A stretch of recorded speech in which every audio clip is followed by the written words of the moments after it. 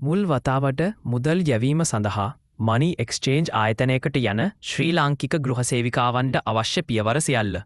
පළමුව තෝකන් නම්බර එකක් ගන්න. ඔබේ අංකය කැඳවෙනතුරු බලා සිටින්න. ඔබේ අංකය ආවම කවුන්ටර් එකට යන්න. ඔබේ ID ලබා දෙන්න. කවුන්ටරේ පුද්ගලයා ඇසී. මුල් වතාවට මුදල් යැවීමද? ඔව් තියෙනවා නම් ඔවුන් ඔබව පද්ධතියට ලියාපදිංචි කරනු ඇත.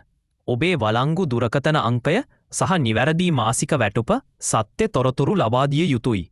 විස්තර පද්ධතියට ඇතුළත් කිරීමෙන් පසු කවුන්ටරයේ සේවකයා ඔබට KYC ෆෝම් එක ප්‍රින්ට් කර ලබා දෙනවා. ඔබේ නම, නැෂනැලිටි, දුරකථන අංකය, වැටුප යනාදිය නිවැරදිද කියලා පරීක්ෂා කරන්න. සියල්ල නිවැරදි නම් KYC ෆෝම් එකේ අත්සන් කර කවුන්ටර් එකට පවරන්න.